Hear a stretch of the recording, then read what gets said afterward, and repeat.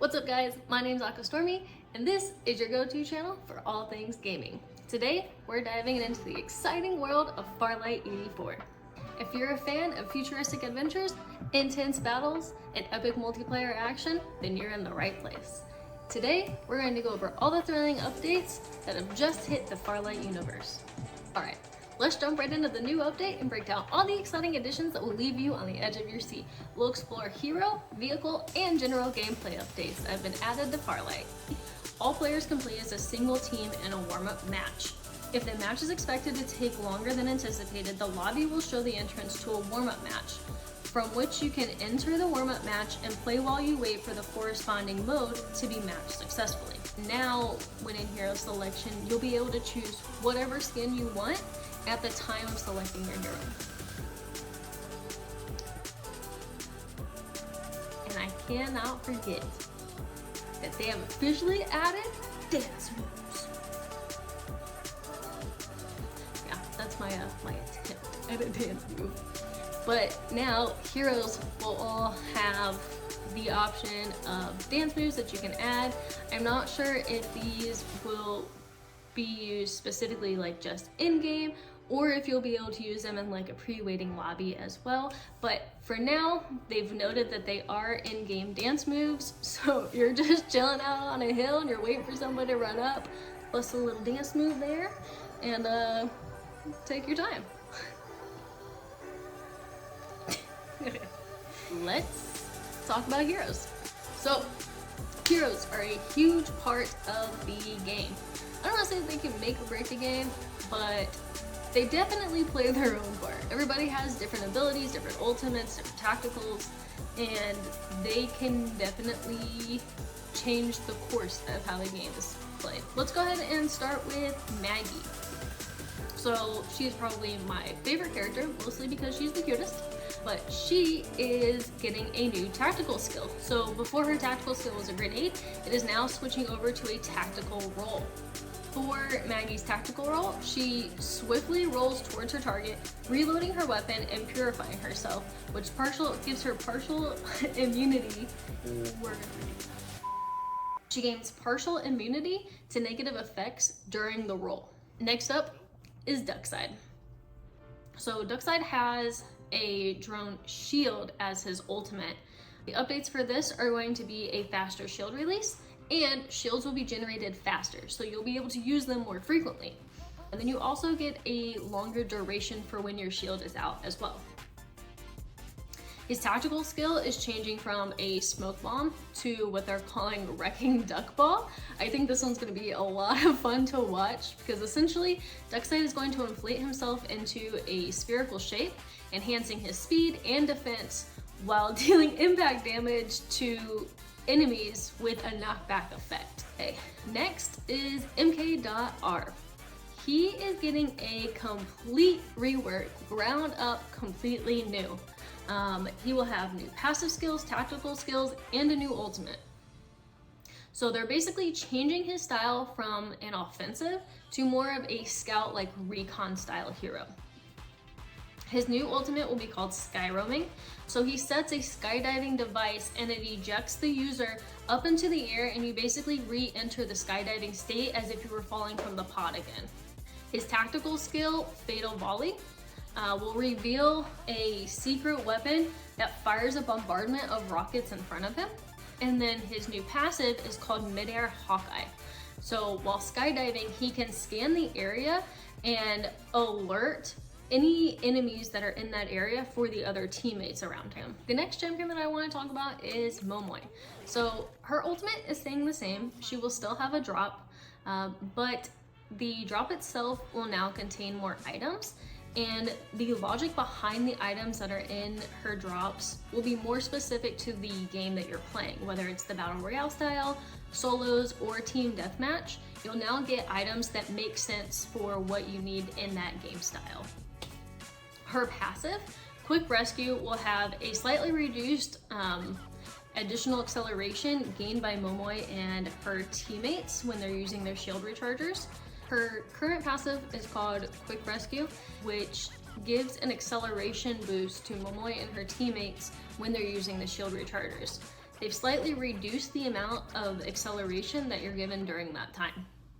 So they've also made updates to Lucinda's ultimate, Absolute Gravity. Now enemy units in the area of the black hole will be sucked into the center, which is normal, but they will also take minor damage during that time. Next hero is Cypher. Her ultimate is EMP Shock. So now the EMP Shock will deal a certain amount of damage to shields.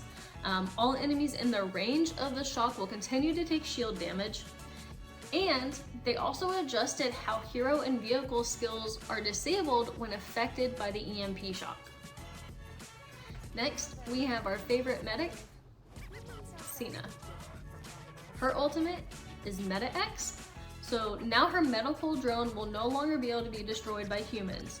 So before, if an enemy went down and her drone came over to it, you could shoot the drone down and they would no longer be able to be healed by the drone. That will no longer be the case now. But the drone will only deploy if teammates are in range of the skill. Next, we have Watchman. His ultimate is a freeze defense turret. The turret will now prioritize the closest unblocked enemy. I repeat, unblocked enemy. So somebody has a shield up, the turret will not go after them. Next up, we have Captain. His ultimate is Aqua Blast. So now it's possible to interrupt his skills in advance. So say he's using his ultimate, he will now be able to click out of his ultimate and go back to shooting with his gun instead of having to use that. So Aqua Blast will also be affected by attack range. So if an enemy is closer, they'll take more damage from the blast than they would if they were further away from the water. Next up, we have vehicles. Everybody knows that these maps are huge, and I know some people who swear by not using a vehicle, but for me, when that zone is coming in and I gotta get in, I'm definitely taking a vehicle, there's no doubt about it. So to start off with, let's go with the gunboat. They've changed the weapon trajectory to a curved trajectory with a greater fire coverage at close range and the ability to deal high damage with accurate hits at a long range. Next up, Wasteland Hovercraft. So the firing method has changed from a 3-shot burst to single shot. Next up, we have Rocket Tarantula.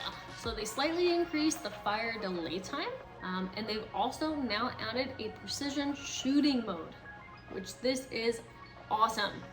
Okay, now you can fire a small number of rockets accurately at a small target. Next up, we have Blazing Infantry. This is a big one. A lot of people have been asking for more seats. So they've added a passenger seat to this bad boy. Get in, loser, we're going shopping. Next up is the War Spider. Also changed the weapon ballistics to a horizontal distribution. So it'll shoot out like this now, essentially. Lastly, we have Hovercar. Using Optic Misdirection will now increase Hovercar's speed. I think that is probably one of the things that I don't like about this vehicle, is that I just feel like it's so slow. So I'm so excited that they're adding this. After the patrolling phase of a match, vehicles will now be visible on the map, which I think that's a great addition, because there are a lot of times where I'll go to the map and I will try to see if there's a vehicle nearby, and I can only see the ones which I think that my teammates have pinged, or maybe it's like if somebody just like hopped out and it shows up on the map. I'm not really sure, to be honest. But now you will definitively know exactly where vehicles are on the map. All right, I know everybody wants to talk about weapons because it's gotta be like the biggest thing, but there are a ton of updates. I highly recommend that you hit the link down below and check out Farlight's updates for this, because there were literally just way too many to go over. A lot of them deal with like a larger magazine, an increased firing speed, increased bullet size, removing magazines altogether for specific weapons. So there's just a lot of different things that they've changed for weapons. So I highly encourage you to check out their patch notes, see what's going on with the weapons that you like, and then Drop me a comment, let me know what you think about these updates, and once you've played with it, what do they now feel like to you compared to how they previously felt before?